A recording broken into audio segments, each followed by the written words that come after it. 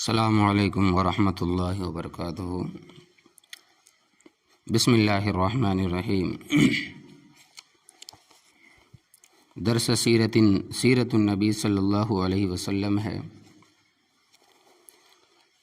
17ویں سبق میں آپ نے سنا کہ اللہ تبارک و تعالیٰ نے نبی کریم صلی اللہ علیہ وسلم کو معراج کرائی، بیت اللہ سے بیت المقدس، وہاں امامت کرائی اور وہاں سے پھر آسمان پر گئے۔ پہلے آسمان پر کسے، پھر دوسرے پر، تیسرے پر، چوتھے پر، یہاں تک کہ اللہ تبارک و تعالیٰ نے مشاہدہ کرایا جنت اور جہنم، اور فرماتے ہیں کہ اب جو ہے وہ درس میں دنا اور تدلی، قرب اور تجلی، دیدار اور کلام اور عطاء احکام، مقام صریف الاقلام سے چل کر حجابات طے کرتے ہوئے بارگاہ قدس میں پہنچے۔ کہا جاتا ہے کہ آپ کی سواری کے لیے ایک رفرف یعنی ایک سبز مخملی مسند آئی، اس پر سوار ہوئے اور بارگاہ دنا فتدلی فکان قاب قوسین او ادنی میں پہنچے۔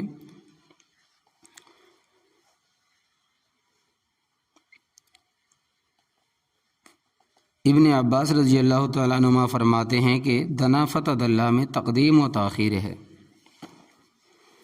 اصل میں اس طرح ہے کہ فتدلی فدنا، اور معنی یہ ہے کہ محمد صلی اللہ علیہ وسلم کی سواری کے لیے شب معراج میں ایک رفرف اتری، آپ صلی اللہ علیہ وسلم اس پر بیٹھ گئے، پھر آپ بلند کیے گئے یہاں تک کہ اپنے پروردگار کے قریب پہنچ گئے۔ انس بن مالک رضی اللہ تعالیٰ عنہ کی ایک حدیث میں ہے، فرماتے ہیں کہ میرے لیے آسمان کا ایک دروازہ کھولا گیا اور میں نے نور اعظم کو دیکھا، اور پردے میں سے موتیوں کی ایک رفرف مسند کو دیکھا، اور پھر اللہ تبارک و تعالیٰ نے جو کلام کرنا چاہا وہ مجھ سے کلام فرمایا۔ حضور پر نور صلی اللہ علیہ وسلم جب مقام دنا فتدلی اور حریم قرب میں پہنچے تو بارگاہ بے نیاز میں سجدہ نیاز بجا لائے۔ باب المعراج اور نور السماوات والارض کے جمال بے مثال کو حجاب کبریائی کے پیچھے سے دیکھا، اور بلا واسطہ کلام خداوندی اور وحی ایزدی سے مشرف سرفراز ہوئے۔ فاوحا الی عبدہ ما اوحا، فرماتے ہیں کہ امام طبرانی اور حکیم ترمذی نے حضرت انس رضی اللہ تعالیٰ عنہ سے روایت کیا کہ حضرت صلی اللہ علیہ وسلم نے ارشاد فرمایا کہ میں نے نور اعظم یعنی نور الہی کو دیکھا، پھر میں نے میری طرف وحی بھیجی، پھر اللہ نے میری طرف وحی بھیجی جو چاہی، یعنی مجھ سے بلا واسطہ کلام فرمایا۔ حضرت ابن عباس رضی اللہ تعالی عنہما کی اس روایت سے دنا فتدلی فاوحا الی عبدہ ما اوحا کی تفسیر بھی ہو جاتی ہے کہ آیت میں دنوں اور تدلی حق جل شانہ کا ایسا قرب خاص اور تام مراد ہے کہ جس کے ساتھ دیدار پر انوار اور مسرت التیام بھی ہو، اور فاوحا الی عبدہ ما اوحا سے بلا واسطہ مکالمہ خداوندی اور بلا واسطہ کلام اور وحی مراد ہے، اس لیے کہ دیدار کے بعد بالواسطہ کلام کی کیا معنی؟ دیدار بلا واسطہ کے بعد کلام بلا واسطہ ہی ذکر مناسب اور موضوع ہے۔ الغرض نبی کریم صلی اللہ علیہ وسلم دیداری خداوندی اور بلا واسطہ کلام ایزدی سے مشرف ہوئے۔ حق جل شانہ نے آپ سے کلام فرمایا، بات کی، اور 50 نمازیں آپ پر اور آپ کی امت پر فرض فرمائی۔ صحیح مسلم کی حدیث میں ہے کہ حق جل شانہ نے آپ کو اس وقت 3 عطیہ مرحمت فرمائے، 3 تحفے دیے۔ نمبر 1 5 نمازیں، نمبر 2 اور خواتین میں سورہ بقرہ یعنی سورہ بقرہ کی آخری آیتوں کا مضمون عطا کیا گیا، جس میں اس امت پر حق تعالیٰ کی کمال رحمت اور لطف اور عنایت اور تخفیف اور سہولت اور عفو اور مغفرت اور کافرین کے مقابلے میں فتح، کامیابی اور مدد کا مضمون ہے، نصرت کا مضمون ہے، جس کی برنگ دعا اس امت کو تعلیم و تلقین کی گئی ہے کہ اشارہ اس طرف ہے کہ سورہ بقرہ کے اخیر میں جو دعائیں تم کو تلقین کی گئی ہے وہ ہم سے مانگو، ہم تمہاری یہ تمام دعائیں اور درخواستیں قبول کریں گے۔ وَلَوْ لَمْ تُرِدْ نَيْلَ مَا نَرْجُو وَنَطْلُبُهُ، فرمایا کہ اگر تیرا ارادہ ہم کو اپنے دریائے کرم سے ہمارے مطلوب عطا کرنے کا نہ ہوتا تو ہم کو طلب اور استعادہ کی تعلیم بھی نہ دیتا، یعنی درخواست کا مضمون ہی نہ بتاتا۔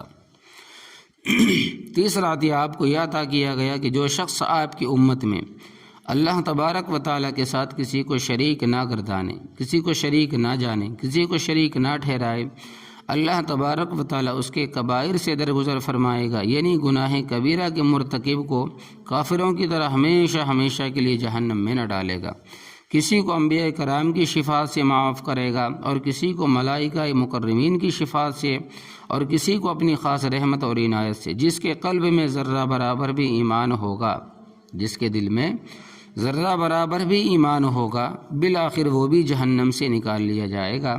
حضرت ابو ہریرہ رضی اللہ تعالیٰ عنہ کی ایک طویل حدیث میں ہے کہ حق جل شانہ نے اثناء کلام میں نبی کریم صلی اللہ علیہ وسلم سے یہ فرمایا کہ آپ سے آپ کے پروردگار نے کہا کہ میں نے تجھ کو اپنا خلیل اور حبیب بنایا، اور تمام لوگوں کے لیے بشیر و نذیر بنا کر بھیجا، اور تیرا سینہ کھولا، اور تیرا بوجھ اتارا، اور تیری آواز کو بلند کیا۔ میری توحید کے ساتھ تیری رسالت اور عبدیت کا بھی ذکر کیا جاتا ہے۔ تیری امت کو خیر الامم اور امت متوسط اور عادلہ اور معتدلہ بنایا، شرف اور فضیلت کے لحاظ سے اولین اور ظہور اور وجود کے حساب سے آخرین بنایا، اور آپ کی امت میں سے کچھ لوگ ایسے بنائے کہ جن کے دل اور سینے میں ہی انجیل ہوں گے، یعنی اللہ کا کلام اس کے سینوں اور دلوں پر لکھا ہوا ہوگا، اور آپ کے وجود نورانی اور روحانی کے اعتبار سے اول النبیین اور بیست کے اعتبار سے آخر النبیین بنایا، اور آپ کو سورہ فاتحہ اور خواتیم میں سورہ بقرہ عطا کیے جو آپ سے پہلے کسی نبی کو نہیں دیے، اور آپ کو حوض کوثر عطا کی، اور 8 چیزیں خاص طور پر آپ کی امت کو دیں: اسلام اور مسلمان کا لقب، ہجرت اور جہاد اور نماز اور صدقہ اور صوم و رمضان اور امر بالمعروف نہی عن المنکر، اور آپ کو فاتح اور خاتم بنایا، یعنی اول الانبیاء اور آخر الانبیاء بنایا۔ الغرض حق جل شانہ نے اس مقام قرب میں حضور کو گونا گو الطاف و عنایات سے نوازا، اور طرح طرح کی بشارات سے مسرور کیا، اور خاص خاص احکام ہدایت عطا کیے۔ سب سے اہم حکم یہ تھا کہ آپ کو اور آپ کی امت کو 50 نمازوں کا حکم ہوا۔ حضرت یہ تمام احکام و ہدایات لے کر، یعنی نبی کریم صلی اللہ علیہ وسلم یہ تمام احکام و ہدایات لے کر بصد ہزار مسرت و ابتہاج سے واپس ہوئے، بہت خوش ہو کر اللہ تبارک و تعالیٰ کے پاس سے لوٹے۔ واپسی میں حضرت ابراہیم خلیل اللہ سے ملے۔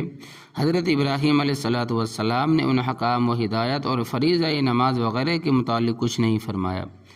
بعد ازاں حضرت موسیٰ علیہ السلام پر گزر ہوا، انہوں نے دریافت کیا کیا حکم ہوا؟ آپ نے فرمایا دن رات میں 50 نمازوں کا حکم ہوا۔ حضرت موسیٰ علیہ السلام نے فرمایا کہ میں بنی اسرائیل کا خوب تجربہ کر چکا ہوں، میں بنی اسرائیل کا نبی تھا اور خوب تجربہ کر چکا ہوں کہ آپ کی امت ضعیف اور کمزور ہے اور اس فریضے کو انجام نہیں دے سکے گی، اس لیے تم اپنے پروردگار کے پاس جاؤ اور اپنی امت کے لیے تخفیف کی درخواست کرو۔ حضور اقدس صلی اللہ علیہ واپس گئے اور حق تعالیٰ سے تخفیف کی درخواست کی۔ حق تعالیٰ نہ ہو، اللہ تبارک و تعالیٰ نے 5 نمازیں کم کر دی۔ پھر موسیٰ علیہ السلام کے پاس آئے، انہوں نے پھر یہی بات کہی۔ آپ پھر گئے اور تخفیف کی درخواست کی، مگر مکرر تخفیف کے بعد 5 نمازیں رہ گئی، اور پھر بھی موسیٰ علیہ السلام نے یہی مشورہ دیا کہ جائیں اور حق تعالیٰ شانہ سے تخفیف کی اور درخواست کریں۔ تو آپ نے فرمایا کہ میں نے بار بار درخواست کی، اب میں حق تعالیٰ سے شرما گیا ہوں۔ آپ موسیٰ علیہ السلام کو یہ جواب دے کر آ گئے، روانہ ہوئے۔ غیب سے ایک آواز آئی کہ یہ 5 ہے مگر 50 کے برابر ہے، یہ 5 نمازیں تو ہیں مگر 50 کے برابر، یعنی ثواب میں 50 ہے اور میرے قول میں کوئی تبدیلی نہیں ہوتی۔ لا تبدیل لکلمات اللہ، میرے علم میں اسی طرح متعین اور طے شدہ تھا کہ اصل فرض 5 نمازیں ہیں، اور 50 سے 5 تک یہ تدریج و ترتیب کسی مصلحت اور حکمت کی بنا پر اختیار کی گئی، جیسے طبیب کے معالجے میں ترتیب و تدریج حکمت اور مصلحت پر مبنی ہے، اور مریض اپنی لا علمی کی وجہ سے اس کی تغیر و تبدل سمجھتا ہے۔ واللہ عالم۔ اس طرح سے آسمانوں سے واپسی ہوئی اور اولاً بیت المقدس میں آ کر اترے اور وہاں سے براق پر سوار ہو کر صبح سے پہلے مکہ مکرمہ پہنچے۔ صبح کے بعد آپ نے واقعہ قریش کے سامنے بیان کیا۔ سب سن کر حیران رہ گئے، کسی نے تعجب سے سر پر ہاتھ رکھ لیا اور کسی نے تالیاں بجائی، اور ازراہ تعجب یہ کہنے لگے ایک ہی رات میں بیت المقدس جا کر واپس بھی آ گئے۔ جو لوگ بیت المقدس دیکھے ہوئے تھے انہوں نے بطور امتحان بیت المقدس کی نشانیاں دریافت کرنا شروع کر دی۔ حق تعالیٰ نے بیت المقدس کو آپ کی نظروں کے سامنے کر دیا۔ کفار نے سوالات شروع کیے، آپ اس کو دیکھتے جاتے اور ان کے سوالات کا جواب دیتے جاتے تھے، حتیٰ کہ جب کوئی بات پوچھنے سے باقی نہ رہی تو یہ کہا کہ اچھا اب کوئی راستہ کا واقعہ بتلاؤ۔ آپ نے فرمایا کہ راستے میں فلاں جگہ مجھ کو ایک تجارتی قافلہ ملا جو شام سے وہ مکہ واپس آ رہا ہے، اس کا ایک اونٹ گم ہو گیا جو بعد میں مل گیا۔ انشاءاللہ تبارک و تعالیٰ 3 دن کے بعد وہ قافلہ مکہ پہنچ جائے گا اور ایک خاکستری رنگ کا اونٹ سب سے آگے ہوگا جس پر 2 بورے لدے ہوئے ہوں گے۔ چنانچہ تیسرے دن اسی شان سے وہ قافلہ مکے میں داخل ہوا اور اونٹ کے گم ہونے کا واقعہ بھی بیان کیا۔ ولید ابن مغیرہ نے یہ سن کر اور یہ دیکھ کر یہ کہا کہ یہ جادو ہے۔ لوگوں نے کہا کہ ولید سچ کہتا ہے۔ حبس شمس بہقی کی ایک روایت میں ہے کہ آپ نے یہ نشانی بتلائی کہ فلاں تجارتی قافلہ جو شام سے آ رہا ہے وہ بدھ کی شام تک مکہ پہنچ جائے گا۔ جب بدھ کے دن ہوا تو قافلہ نہ پہنچا اور آفتاب غروب کے قریب ہو گیا۔ حضرت صلی اللہ علیہ وسلم نے اللہ تبارک و تعالیٰ سے دعا کی۔ اللہ تبارک و تعالیٰ نے سورج کو کچھ دیر کے لیے روک دیا، یہاں تک کہ قافلہ آپ کی خبر کے مطابق اسی روز شام کو مکہ مکرمہ پہنچ گیا۔ بعض روایت سے معلوم ہوتا ہے کہ قافلہ صبح کے وقت مکہ مکرمہ پہنچا۔ ممکن ہے کہ 2 قافلے ہوں، ایک صبح پہنچا ہو ایک شام کو، اور یہ بھی ممکن ہے کہ ایک ہی قافلہ ہو، کچھ آدمی صبح کو پہنچے ہو کچھ غروب کے وقت پہنچے۔ علماء سیرت کے نزدیک یہ معجزہ حبس شمس کے نام سے موسوم ہے۔ شیخ تقی الدین سبکی رحمۃ اللہ علیہ فرماتے ہیں کہ اسی طرح حق جل شانہ نے آپ کا صدق ظاہر فرمایا اور قریش نے آپ کا صدق آنکھوں سے دیکھ لیا اور کانوں سے سن لیا، مگر آپ اپنی اسی تکذیب اور اناد پر تلے رہے اور مقابلے پر تلے رہے۔ کچھ لوگ ابو بکر صدیق رضی اللہ تعالیٰ عنہ کے پاس آئے اور کہا کہ تمہارے دوست یعنی محمد صلی اللہ علیہ وسلم یہ کہتے ہیں کہ میں آج رات بیت المقدس گیا تھا، صبح سے پہلے واپس آ گیا، کیا تم اس کی بھی تصدیق کرو گے؟ حضرت ابو بکر صدیق رضی اللہ تعالیٰ عنہ نے پوچھا کیا رسول اللہ صلی اللہ علیہ وسلم نے ایسا فرمایا؟ لوگوں نے کہا کہ ہاں۔ حضرت ابو بکر صدیق رضی اللہ تعالیٰ عنہ نے کہا اگر حضور صلی اللہ علیہ وسلم نے یہ فرمایا ہے تو بالکل سچ فرمایا ہے، میں اس کی تصدیق کرتا ہوں، اور میں تو اس سے بھی بڑھ کر آپ کے بیان کردہ آسمانی خبروں کی صبح شام تصدیق کرتا رہوں گا۔ اسی روز آپ سے آپ کا لقب صدیق ہو گیا۔ یعنی نبی کریم صلی اللہ علیہ وسلم نے فرمایا کہ ابو بکر نے سچ کہا ہے، تو صدیق کا لقب یہاں سے ہی پڑا۔ لطائف و معارف اور اسرار و حکم حق جل شانہ نے واقع اسرا کو لفظ سبحان الذی سے اس لیے شروع فرمایا کہ کوئی کوتاہ نظر، کوئی تاریخ خیال اس کو ناممکن اور محال نہ سمجھے، بیکار نہ سمجھے۔ اللہ تبارک و تعالی ہر قسم کے ضعف اور عجز سے پاک اور منزہ ہے۔ ہماری ناقص عقلیں اگرچہ کسی شے کو کتنا ہی مستعبد اور عجیب سمجھیں، مگر خدا کی لامحدود قدرت اور مشیت کے سامنے کوئی مشکل نہیں۔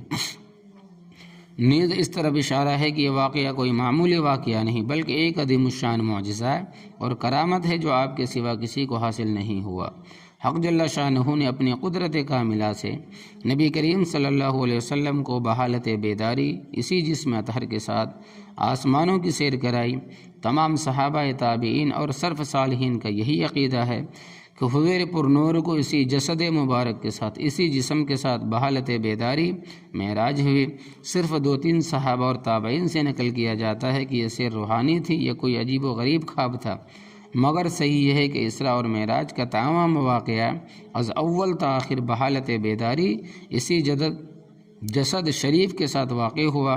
اگر وہ کوئی خواب یا کشف ہوتا تو مشرکین مکہ اس قدر ہنسی اور مذاق نہ کرتے اور نہ بیت المقدس کی علامتیں آپ سے دریافت کرتے۔ خواب میں دیکھنے والے سے نہ کوئی علامت پوچھتا ہے، نہ کوئی اس کا مذاق اڑاتا ہے۔ نیز لفظ اسرا خواب یا کشف کے لیے مستعمل نہیں ہوتا بلکہ بیداری کی حالت کے لیے استعمال ہوتا ہے، جیسا کہ لوط علیہ السلام کے قصے میں ہے، قالوا یا لوط انا رسل ربک لن یصلوا الیک فاسر باہلک بقطع من اللیل، اور موسیٰ علیہ السلام کے قصے میں ہے کہ فاسر بعبادی لیلا۔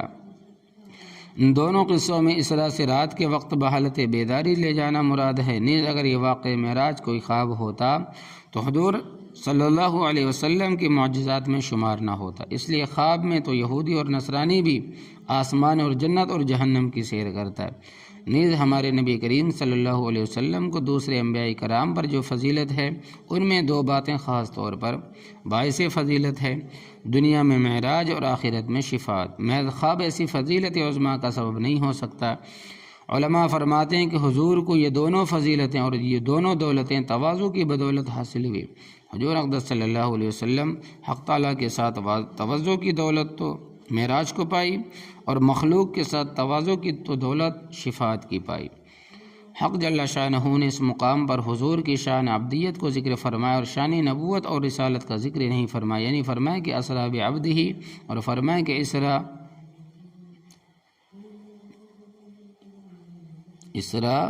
بنبیہ و رسولہ نہیں فرمایا، اس لیے کہ سیر اللہ کے لیے وصف عبدیت ہی مناسب ہے کہ بندہ سب کو چھوڑ کر اپنے آقا کی طرف جا رہا ہے، اور نبوت و رسالت کے معنی خدا کی طرف سے بندوں کی طرف آنے کے ہے، اس لیے وصف اور نبوت و رسالت کا ذکر اس مقام پر مناسب ہے جہاں انبیاء کرام کا من جانب اللہ بندوں کی طرف آنا بیان کیا گیا ہے، کما قال اللہ تعالی انا ارسلنا الیکم رسولا شاہدا علیکم کما ارسلنا الی فرعون رسولا۔ حق اللہ شانہ نے اس مقام پر انا ارسلنا الیکم عبدنا نہیں فرمایا، اس لیے کہ اس جگہ انبیاء کرام کا دنیا کی طرف مبعوث ہونا بیان فرمایا ہے، دنیا کو چھوڑ کر اپنی طرف آنا یا بلانا نہیں بیان نہیں فرمایا۔ خلاصہ یہ ہے کہ مقام سیر اللہ اور خدا کی طرف جانے کا تھا، اس لیے عبد کا لفظ استعمال فرمایا اور رسول اور نبی کا لفظ استعمال نہیں فرمایا۔ نیز عبد کا لفظ اس لیے بھی اختیار فرمایا کہیں ناقص العقل نصارہ کی طرح حضور پر نور کو معراج آسمانی کی وجہ سے خدا نہ خیال کر بیٹھیں۔ امام راضی رحمۃ اللہ علیہ اپنے والد ماجد سے نقل کرتے ہیں کہ میں نے ابو القاسم سلیمان انصاری کو یہ کہتے سنا کہ شب معراج میں اللہ تبارک و تعالیٰ نے نبی کریم سے دریافت کر فرمایا، آپ کو کون سا لقب اور کون سی صفت سب سے زیادہ پسند ہے؟ آپ نے فرمایا کہ صفت عبدیت، تیرا بندہ ہونا مجھ کو سب سے زیادہ محبوب ہے، اس لیے جب صورت نازل ہوئی تو اسی پسند کردہ لقب کے ساتھ نازل ہوئی۔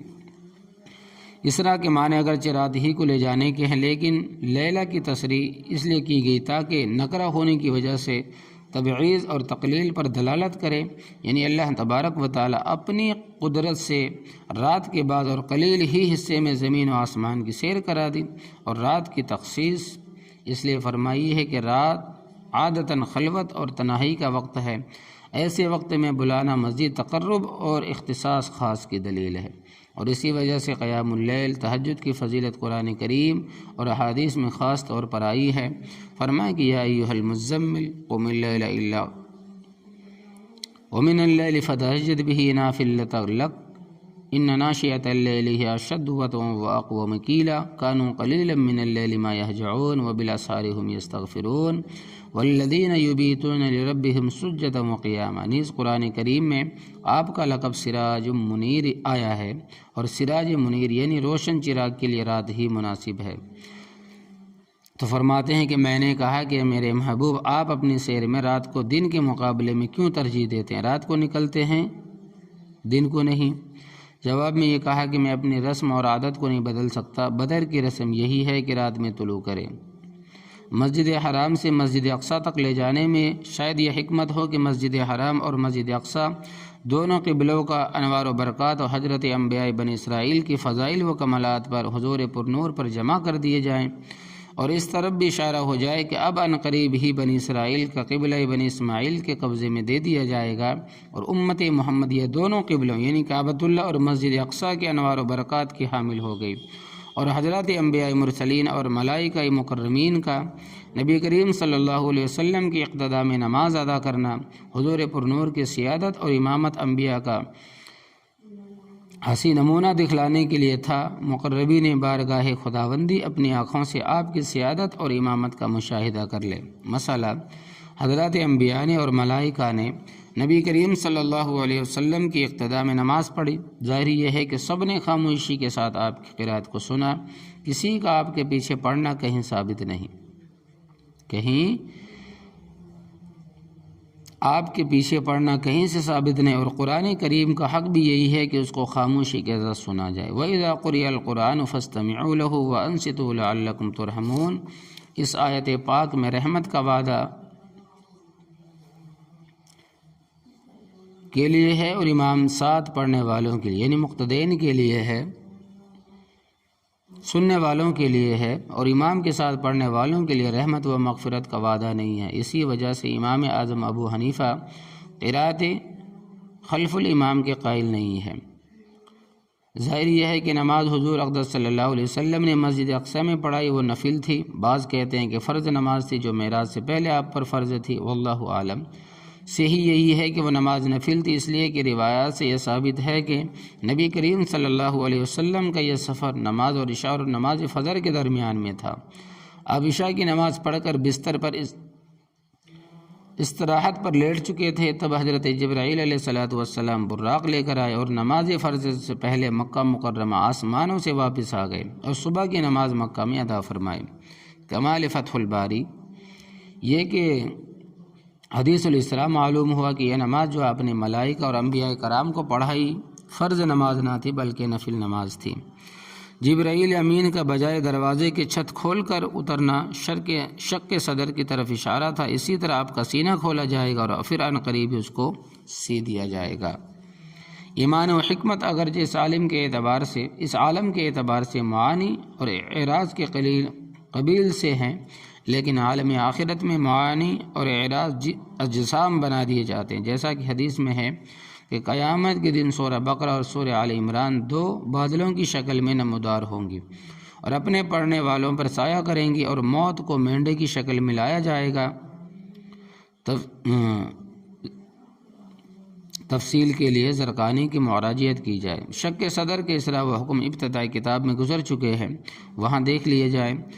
آسمانوں میں انہی چند حضرات انبیاء کرام کو حضرت کی ملاقات کے لیے خاص کرنے میں ان خاص حالات کی طرف اشارہ تھا جو حضور کو بعد میں وقتاً فوقتاً پیش آئے، جیسا کہ علماء تعبیر کا قول ہے کہ جس نبی کو خواب میں دیکھے اس کی تعبیر یہ ہے کہ اس جیسے حالات اس کو پیش آئیں گے۔ پہلے آسمان میں حضرت آدم علیہ السلام سے ملاقات کی، یعنی چونکہ حضرت آدم علیہ السلام اولو الانبیاء ہے اور اول الآباء ہے، اس لیے سب سے پہلے ان سے ملاقات کرائی گئی، اور اس ملاقات میں ہجرت کی طرف اشارہ تھا کہ جس طرح حضرت آدم علیہ السلام نے ایک دشمن کی وجہ سے آسمان اور جنت سے زمین کی طرف ہجرت فرمائی، اسی طرح آپ بھی مکہ سے مدینہ کی جانب ہجرت فرمائیں گے، اور حضرت آدم علیہ السلام کی طرح آپ کو وطن مالوف کی مفارقت طبعاً شاک ہوگی۔ دوسرے آسمان میں حضرت عیسیٰ علیہ السلام حضرت یحییٰ علیہ السلام سے ملاقات ہوئی۔ حدیث میں ہے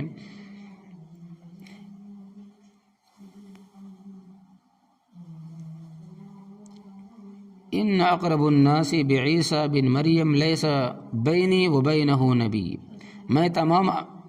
میں تمام انبیاء میں سے عیسیٰ ابن مریم کے سب سے زیادہ قریب ہوں اور میرے اور ان کے درمیان کوئی نبی نہیں ہے۔ نیز حضرت عیسیٰ علیہ السلام آخر زمانہ میں دجال کے لیے آسمان سے اتریں گے اور امت محمدیہ میں ایک مجدد ہونے کی حیثیت سے شریعت محمدیہ کو جاری فرمائیں گے، اور قیامت کے دن حضرت عیسیٰ علیہ السلام تمام اولین و آخرین کو لے کر حضور اقدس صلی اللہ علیہ وسلم کی خدمت میں حاضر ہوں گے، شفاعت کبریٰ کی درخواست کریں گے۔ ان وجوہ سے حضرت عیسیٰ علیہ السلام سے ملاقات کرائی گئی، اور حضرت یحییٰ علیہ السلام کی معیت وجہ محض قرابت نسبی ہے کہ حضرت عیسیٰ حضرت یحییٰ علیہ السلام دونوں خلیرے بھائی ہیں۔ اس ملاقات میں یہود کی تکالیف اور ایذا رسانیوں کی طرف اشارہ تھا کہ یہود آپ کے در پہ آزار ہوں گے اور آپ کے قتل کے لیے طرح طرح کے مقرر اور حیلے کریں گے، مگر جس طرح اللہ تبارک و تعالیٰ نے حضرت عیسیٰ علیہ السلام کو یہود بہود کے شر سے محفوظ رکھا، اسی طرح اللہ تبارک و تعالیٰ آپ کو بھی ان کے شر سے محفوظ رکھے گا۔ تیسرے آسمان میں حضرت یوسف علیہ السلام سے ملاقات فرمائی۔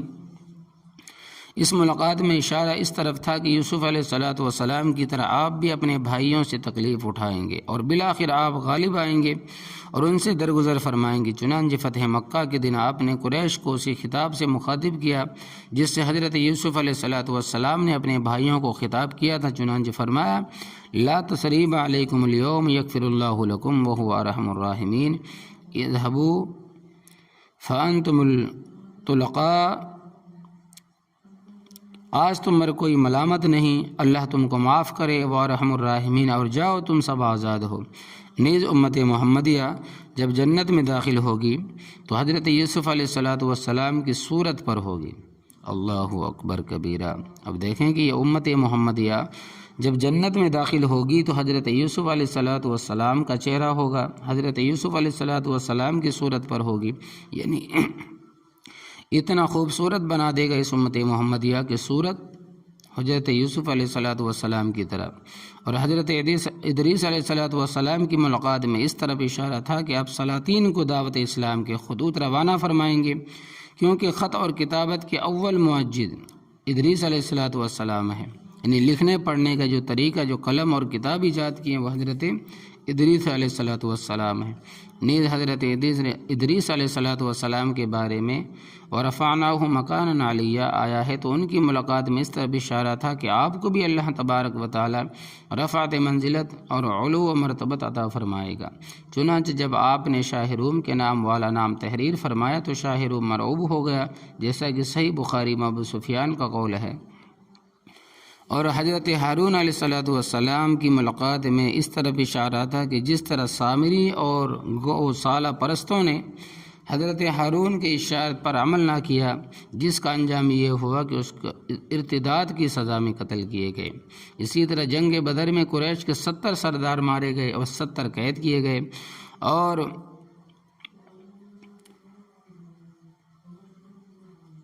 نجیین کو مرتد ہونے کی وجہ سے قتل کیا گیا۔ اور حضرت موسیٰ علیہ السلام کی ملاقات میں اس طرف اشارہ تھا کہ حضرت موسیٰ علیہ السلام ملک شام میں جباریین سے جہاد و قتال کیے گئے اور آپ نے آپ کو فتح دی اور اللہ نے آپ کو فتح دی۔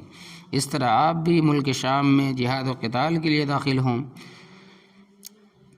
اسی طرح آپ بھی ملک شام میں جہاد و قتال کے لیے داخل ہوں گے۔ چنانچہ آپ شام میں غزوہ تبوک کے لیے تشریف لے گئے اور دومت الجندل کے رئیس نے جزیہ دے کر صلح کی درخواست کی، آپ نے اس کی صلح کی درخواست منظور فرمائی۔ اور جس طرح ملک شام حضرت موسیٰ علیہ السلام کے بعد حضرت یوشع علیہ السلام کے ہاتھ پر فتح ہوا، اسی طرح حضور پر نور کے بعد حضرت عمر فاروق رضی اللہ تعالیٰ عنہ کے ہاتھ پر پورا ملک شام فتح ہوا اور اسلام کے زیر نگی آیا۔ اور 7ویں آسمان میں حضرت ابراہیم علیہ السلام سے ملاقات ہوئی، دیکھا کہ حضرت ابراہیم علیہ السلام بیت معمور سے پشت لگائے بیٹھے ہیں۔ بیت معمور 7ویں آسمان میں ایک مسجد ہے جو خانہ کعبہ کے محاذات میں واقع ہے۔ 70,000 فرشتے روزانہ اس کا حج اور طواف کرتے ہیں۔ چونکہ حضرت ابراہیم خلیل اللہ بانی کعبہ ہے، اس لیے ان کو یہ مقام عطا ہوا۔ اس آخری ملاقات میں حجۃ الوداع کی طرف اشارہ تھا کہ حضور پر نور وفات سے پیشتر حج بیت اللہ فرمائیں گے، اور علماء تعبیر کے نزدیک خواب میں حضرت ابراہیم علیہ السلام کی زیارت حج کی بشارت ہے۔ اگر کسی کو حضرت ابراہیم علیہ السلام کی زیارت ہو جائے خواب میں تو اللہ تبارک و تعالیٰ ان کو حج کی سعادت نصیب فرمائیں گے، اور اللہ تبارک و تعالیٰ ہمیں بھی نصیب عطا فرمائے۔ اللہ تبارک و تعالیٰ کے لیے کیا بعید ہے۔ حضرات اہل علم اصل کی مراجعت فرمائیں۔ ابن منیر فرماتے ہیں کہ یہاں تک 7 مراجعہ ہوئی۔ 8ویں معراج سدرۃ المنتہا تک ہوئی، اس میں فتح مکہ کی طرف اشارہ تھا جو سن 8 ہجری میں فتح ہوا، اور 9ویں معراج سدرۃ المنتہا سے مقام صریف الاقلام تک ہوئی۔ اس معراج میں غزوہ تبوک کی طرف اشارہ ہوا، سن 9 ہجری میں پیش آیا، اور 10ویں معراج رفرف اور مقام قرب اور دنوں تک ہوئی، جہاں دیدار خداوندی ہوا اور کلام ربانی سنا۔ اس 10ویں معراج میں چونکہ لقائے خداوندی حاصل ہوا، اسی لیے اس میں اشارہ اس طرف تھا کہ ہجرت کے 10ویں سال حضور اقدس صلی اللہ علیہ وسلم کا وصال ہوگا، اور اس سال خداوند ذوالجلال کا لقاء ہوگا، اور دار دنیا کو چھوڑ کر رفیق اعلیٰ سے جا ملیں گے۔ حدیث میں ہے کہ اللہ تبارک و تعالی نے زمین پر حضرات انبیاء کرام کے اجسام مبارکہ کو حرام کیا ہے کہ زمین ان کے جسموں کو کھا نہیں سکتی، اس لیے حضرات انبیاء کرام کے اجسام مبارکہ کا اصل مستقر تو ان کی قبور ہے، اور حضور پر نور کا انبیاء کرام کو بیت المقدس اور آسمانوں میں دیکھنا، اس سے یا تو ان کی ارواح مبارکہ دیکھنا مراد ہے، یا ما اجسام عنصریہ کو دیکھنا مراد ہے۔ حضور کے اعزاز و اکرام کے لیے انبیاء کرام کو ما اجسام عنصریہ کے مسجد اقصی اور آسمانوں میں مدعو کیا گیا۔ وما ذلک علی اللہ بعزیز، اور بعض علماء یہ کہتے ہیں کہ اجسام اصلیہ یعنی بدن اصلی تو قبور میں رہے، اور اللہ تبارک و تعالیٰ نے ان کے ارواح کو اجسام مثالیہ کے ساتھ مشتمل کر کے آپ کی ملاقات کے لیے جمع کیا۔ البتہ حضرت عیسیٰ علیہ السلام کو آسمان پر جسد اصلی کے ساتھ دیکھا، کیونکہ وہ اسی جسم کے ساتھ زندہ آسمان پر اٹھائے گئے، اور علی ھذا ادریس علیہ السلام کو بھی جسم اصلی کے ساتھ دیکھا، وہ بھی زندہ آسمان پر اٹھائے گئے۔ مگر زیادہ تر قول یہ ہے کہ دیکھیں معجزہ تو یہی ہے کہ تمام انبیاء کرام کو اصلی جسم کے ساتھ زندہ کر کے اللہ تبارک و تعالیٰ نے بیت المقدس میں پہنچایا، آسمان پر بھی وہیں تھے۔ تو اسی شب میں آپ پر اور آپ کی امت پر 50 نمازیں فرض ہوئی۔ آپ سمعنا و اطعنا کہہ کر واپس ہوئے۔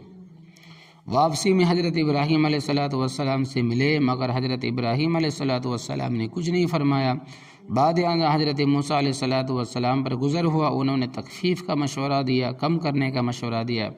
وجہ یہ تھی کہ مقام خلا مقام رضا اور تسلیم یعنی مقام ناز ہے، اور مقام تکلیم مقام ناز ہے، اس لیے حضرت خلیل اللہ نے سکوت فرمایا، اور حضرت کلیم اللہ نے تخفیف کا کم کرنے کا مشورہ دیا۔ خلیل اللہ ساکت رہے اور کلیم اللہ بولے۔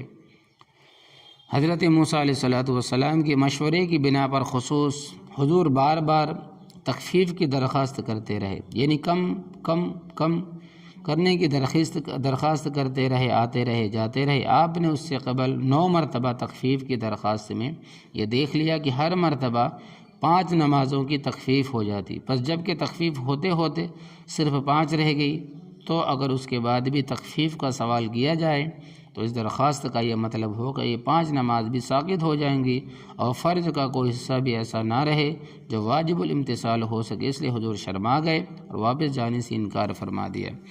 ارض سماوات سے پہلے آپ کا سینہ مبارک چاک کیا گیا، اور آب زمزم سے اس کو دھویا گیا، اور ایمان و حکمت سے بھر کر اس کو سی دیا گیا، تاکہ اس عجیب و غریب طہارت کے بعد افضل عبادت کی فرضیت کا حکم دیا جا سکے۔ سیر سماوات میں آپ نے ملائکۃ اللہ کو مختلف عبادتوں میں مشغول پایا۔ بعض ہیں کہ قیام ہی کی حالت میں دست بستہ کھڑے ہیں، اور بعض ہیں کہ رکوع ہی میں ہیں، کبھی سر نہیں اٹھاتے، اور بعض ہمیشہ کے لیے سر سجدے میں ہے، اور بعض ہمیشہ قعود میں ہیں۔ حق تعالی اللہ تبارک و تعالی نے اس امت کے لیے ان تمام ارکان کو ایک ہی رکعت میں جمع کر دیا، تاکہ امت میں یعنی ایک ہی ارکان میں جمع کر دیا، ان تمام ارکان کو ایک ہی رکعت میں جمع کر دیا، تاکہ امت کی عبادت تمام ملائکہ کی عبادتوں کا مجموع اور خلاصہ ہو۔ نیز قرآن کریم میں ہے کہ ہر شے ہر وقت اللہ تبارک و تعالیٰ کی تسبیح اور تحمید کرتی ہے، کما قال اللہ تعالیٰ وَإِن مِّن شَيْءٍ إِلَّا يُسَبِّحُ بِحَمْدِهِ وَلَٰكِن لَّا تَفْقَهُونَ تَسْبِيحَهُم۔ کائنات کا کوئی وقت اللہ تبارک و تعالیٰ کی تسبیح سے خالی نہیں گزرتا، اور ظاہر ہے کہ کائنات کی تسبیح ایک طور پر نہیں مختلف طور پر ہیں۔ اجشار نباتات یعنی کہ درخت نباتات کی تسبیح ہمیشہ بحالت قیام، اور بہائم اور چوپایوں کی تسبیح یعنی جانوروں کی جو تسبیح ہے وہ ہمیشہ حالت رکوع میں، اور حشرات الارض کی تسبیح ہمیشہ بحالت سجود میں۔ یہ چھوٹے چھوٹے جو کیڑے ہیں وہ ہر وقت اللہ تبارک و تعالیٰ کی تسبیح بحالت قعود میں ہیں۔ احجار و جمادات یعنی کہ پہاڑ جو ہے وہ بیٹھنے کی حالت میں ہیں، وہ تسبیح کرتے۔ حق جل شانہ نے ہماری نماز میں تحمید تسبیح تمام اقسام کو یکجا جمع فرمائے۔ نیز انسان عناصر اربع سے مرکب ہے، عناصر اربع سے مرکب ہے، 4 چیزوں سے مرکب ہے، اس لیے اس کی عبادت بھی قیام، قعود، رکوع اور سجود ارکان اربع سے مرکب ہوئی۔ اور چونکہ خدا سے غفلت کے اسباب 5 ہے، انہیں حواس خمسہ، اس لیے ایک دن میں 5 نمازیں فرض کی گئی۔ علماء کا اس میں اختلاف ہے کہ رسول اللہ صلی اللہ علیہ وسلم شب معراج میں دیدار خداوندی سے مشرف ہوئے یا نہیں، اور اگر رویت ہوئی تو وہ رویت بصری تھی یا رویت قلبی تھی، یعنی سر کی آنکھوں سے دیکھا یا دل کی آنکھوں سے دیکھا۔ یاد رہے کہ دل کی آنکھوں سے دیکھنا اور ہے اور جاننا اور ہے۔ جمہور صحابہ تابعین کا یہی مذہب ہے کہ حضور اقدس صلی اللہ علیہ وسلم نے اپنے پروردگار کو سر کی آنکھوں سے دیکھا، اور محققین کے نزدیک یہی قول راجح اور حق ہے۔ اس لیے حدیث میں تصریح ہے کہ خود نبی کریم صلی اللہ علیہ وسلم سے دریافت کیا گیا کہ آپ نے پروردگار کو دیکھا؟ تو آپ نے فرمایا کہ ہاں، میں نے شب معراج میں اپنی پروردگار کو دیکھا۔ مسند امام میں سند صحیح کے ساتھ مروی ہے کہ رسول اللہ صلی اللہ علیہ وسلم نے فرمایا کہ میں نے حق تعالیٰ کو دیکھا۔ امام طبرانی اور حکیم نے انس رضی اللہ تعالیٰ عنہ سے روایت کیا ہے کہ رسول اللہ صلی اللہ علیہ وسلم نے ارشاد فرمایا کہ میں نے نور اعظم یعنی نور الہی کو دیکھا، پھر اللہ تبارک و تعالیٰ نے میری طرف وہی بھیجی جو چاہی، یعنی مجھ سے بلا واسطہ کلام فرمایا۔ حضرت ابن عباس رضی اللہ تعالیٰ عنہ کے مرفوع روایت سے معلوم ہوتا ہے کہ شب معراج میں آپ کو رویت بصری اور رویت قلبی دونوں حاصل ہوئی۔ حق تعالی شانہ نے اپنی قدرت کاملہ سے نور بصر کو نور بصیرت میں ایسا مدغم فرمایا کہ آپ کی رویت بصری اور رویت قلبی میں کوئی فرق نہ رہا۔ حافظ توریشی رحمۃ اللہ علیہ میں لکھتے ہیں کہ وہ فرماتے ہیں کہ رویت قلبی یعنی دل کے دیکھنے سے محض علم اور معرفت مراد نہیں، اس لیے یہ بات تو رسول اللہ صلی اللہ علیہ وسلم کو پہلے سے حاصل تھی، بلکہ مراد یہ ہے کہ حق تعالیٰ اللہ تبارک و تعالیٰ نے حضور کے دل میں اس قسم کی رویت فرمائی کہ جس طرح کی رویت چشم سر کو حاصل ہے۔ یہ مراد ہے آنکھ دل کی معاونت سے اور دل چشم کی مرافقت اور مقارنت سے۔ دولت دیدار سے مشرف ہوا، بوقت دیدار دل آنکھ کے ساتھ تھا اور آنکھ دل کے ساتھ تھی، ایک دوسرے سے جدا نہ تھی۔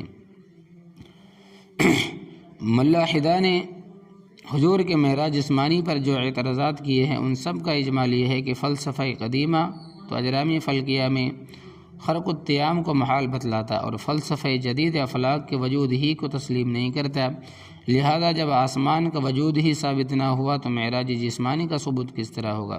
نیز فلسفہ جدیدہ و قدیمہ دونوں اس پر متفق ہے کہ زمین سے کچھ اوپر کر رہے زمہریر ہے، اور فلسفہ قدیمہ کے نزدیک کرۂ ناری ہے، اور ان دونوں مقاموں سے کسی جسم عنصری کا صحیح سالم اور زندہ پار کرنا محال ہے، لہذا عروج جسمانی بھی محال ہوگا۔ بعض کہتے ہیں کہ جسم ثقیل کہ اس قدر بلند اور سری سیر عقلاً محال ہے، تو جواب یہ ہے کہ یہ سب استعباد اور توہمات ہے، عقلاً ان میں سے کوئی شے بھی محال نہیں۔ ہاتھو برہانکم ان کنتم صادقین، جو شخص ان چیزوں کے محال ہونے کا مدعی ہو دلیل پیش کرے۔ تمام انبیاء مرسلین، تمام کتب سماویہ اس پر متفق ہے کہ قیامت قائم ہوگی اور آسمان پھٹ کر ٹکڑے ٹکڑے ہو جائیں گے۔ اذا السماء انشقت، اذا السماء انفطرت، اور حضرات انبیاء مرسلین کا امر محال وقوع پر متفق ہونا قطعاً محال اور ناممکن ہے، اور فلسفہ قدیمہ نے جو افلاک کے خرق التیام کے محال ہونے کے در پہ ہو کر اپنے دلائل ذکر کیے، حضرات متکلمین نے ان کو کافی اور شافی جواب دے دیا ہے۔ رہا فلسفہ جدیدہ کا افلاک کے وجود کو تسلیم نہ کرنا، سو یہ افلاک کے معدوم ہونے کی دلیل نہیں ہو سکتا۔ تو بات سمجھ میں یہ آئی کہ اللہ تبارک و تعالیٰ نے نبی کریم صلی اللہ علیہ وسلم کو جسد عنصری زندہ آسمان پر جانا، اور عیسائیوں کے نزدیک حضرت عیسیٰ علیہ الصلاۃ والسلام کا زندہ آسمان پر جانا اور پھر آخر زمانے میں آسمان سے ان کا اترنا مسلم ہے ماننا۔ اسی طرح حضرت صلی اللہ علیہ وسلم کا اسی جسم اطہر کے ساتھ آسمان پر جانا اور پھر واپس آنا قرآن و حدیث و اجماع صحابہ و تابعین سے ثابت ہے۔ اگر آسمان پر جانا عقلاً محال ہوتا تو صحابہ و تابعین کبھی اس پر متفق نہ ہوتے۔ تو اللہ تبارک و تعالی ہمیں عمل کی توفیق عطا فرمائے۔ تو یہ تھے اسراء اور معراج، سوالات بھی ہے، جوابات بھی ہے، عقلاً بھی ہے اور عصراً بھی ہے۔ وآخر الدعوانا الحمد للہ رب العالمین برحمتک یا